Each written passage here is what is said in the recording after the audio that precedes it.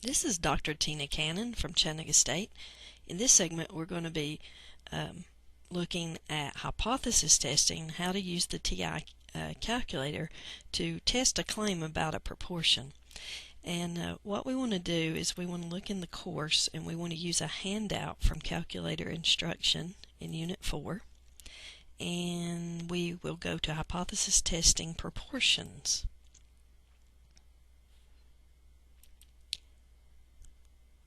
In this handout, there's a problem that deals with proportions. It says, a spectator claimed that the coin used to select the starting team in a football game was loaded.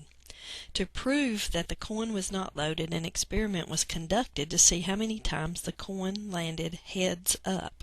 After flipping the coin 350 times, 165 flips were heads, 185 flips were tails. Does this result support the claim that the coin was loaded? Now, if you think about the probability of getting a heads and a probability of getting tails when you flip a coin one time, that would be 1/2 or 0.5. So the probability would be 0.5 on a normal coin. The spectator has made a claim that this coin was not fair. So what we need to do is we need to take this problem, and we're going to go step by step of how to test the claim to see if it is accurate based on the sample that was conducted. Now, first of all, we always have to write our null and our alternative hypothesis. The null always has an equal sign. The alternative never has an equal sign. It's either not equal, greater than, or less than. So in this particular case, the claim was that the coin was not fair. If it's fair, it means it equals 0.5. So P equals 0.5 will be our null, because the null always have to have the equal. The opposite of an equal is a not equal. So the claim that the spectator is making is that the probability of the coin would not equal 0.5. So that would be our alternative. Now these are important when we do our hypothesis testing. So that's the first step. Write out your null and your alternative. Now the next thing we want to do, we want to call up the calculator, pull it up, and turn this on. And what we want to do is we want to go to Stat, move over to Test, and we want to go down to where it says 1 proportion z-test number 5. And this will come up on the screen. Now we have to fill in the information. The P comes from your null hypothesis. If you remember, the hypothesis, the null was P equals 0.5. So we're going to put in 0.5 into the calculator. Now, the X would be based on the claim. So let's go back to our problem and see what this says. Notice, to prove the coin was not loaded, an experiment was conducted to see how many times the coin landed heads up.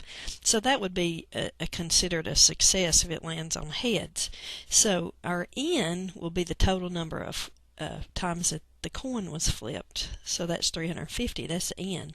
Our X is going to be the number of times that it landed heads up. So that's 185. So in our calculator, we want to, X is 185.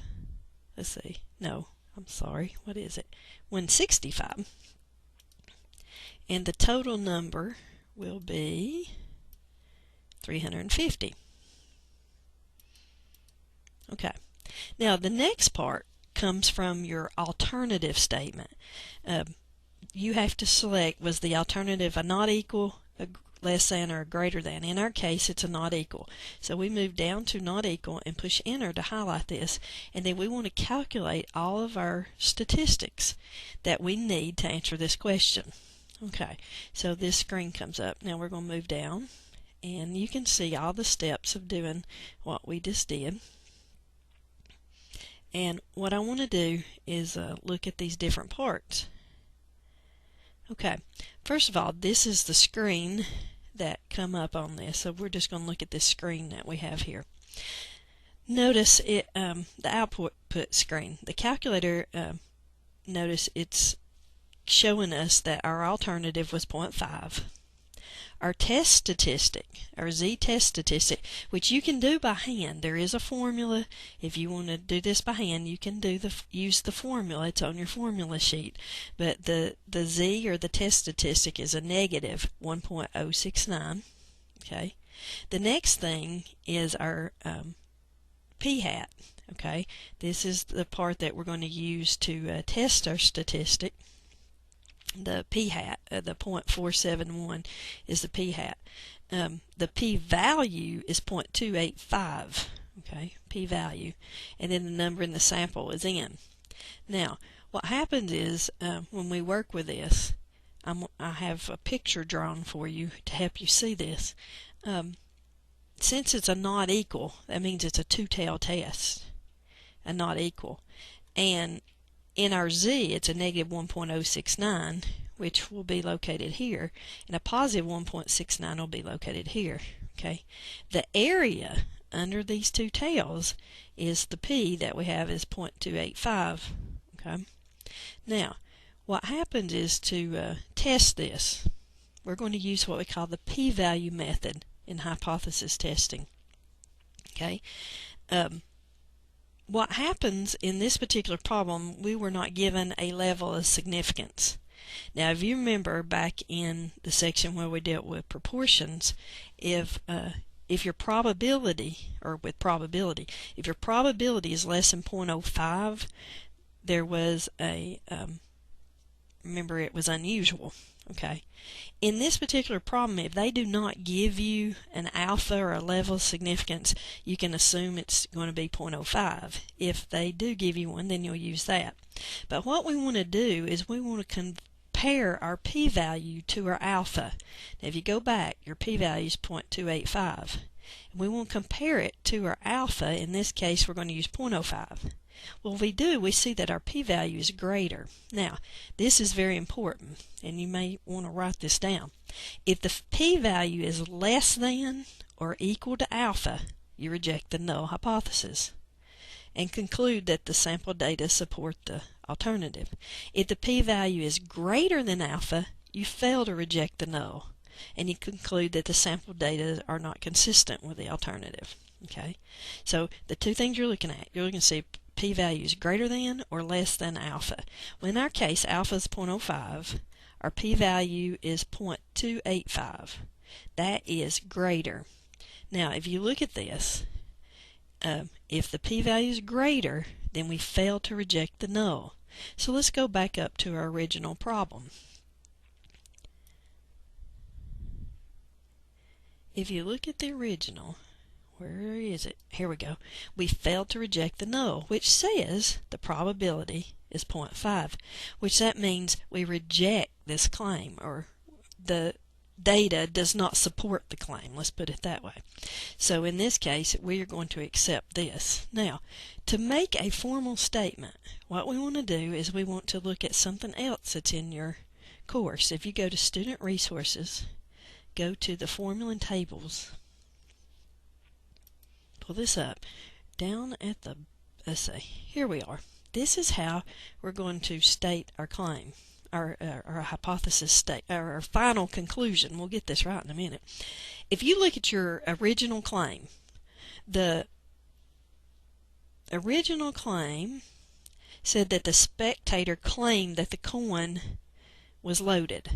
He did not think it equaled 0.5. So the question on this is, does the original claim contain equality? Well, no, his did not. Do we reject the null? In our case, we failed to reject. So what that tells me, and this is how you can write out your final conclusion, there's not sufficient sample evidence to support the claim that the coin was loaded. Okay? If you go back to this handout, you can see down at the bottom, this is written out for you somewhere. Here we go. Here's our claim. So notice the claim. The coin is loaded. Okay, that's what they original claim. Notice P is the proportion of trials that the coin landed heads up. Okay, so in our case, and it was defined as heads, not tails. Okay, in your original problem, that was a success if it landed on heads. Now, P equals 0.5 was our null. The alternative was not equal to 0.05. This corresponded to the coin is loaded. He was saying, hey, it's not equal to 0.05. What happened was we conducted a two-tailed test because the alternative was not equal. If it's a greater than, that'd only be one tail. If it's a less than, that would be one tail. But an alternative is a two-tail, okay, or not equal to in our alternative. Now, what happened was when we compared this p-value, we saw that it was greater than 0.05. It was not less than. If it's less than, we reject the null. If it's greater, we fail to reject. And so then, since we fail to reject what this is saying right here, that means we do not accept this part. So there's our final conclusion from our flowchart. There is insufficient evidence to support the claim that the coin is loaded. So this it comes in steps. It's best to take this thing in steps. You need to write down the claim, write down what's considered a success, then write your null and your alternative, run the test on it, and write down all your information. And then you have to decide, is p-value greater than or less than alpha? And then you have to go look at your flowchart and make a final conclusion. So these are the steps that you use every time in testing this. If you notice back at the beginning, this 0.285, the calculator has already split the areas in half for you. If you were really going to do this by hand, you would have to calculate your z-score and then go look up your probability, and then remember that it's area and two tails, so you'd have to split it in half. Well, the calculator does that for you, so you just use the p-value that it's given you. So this is an example of how to test a claim about a proportion.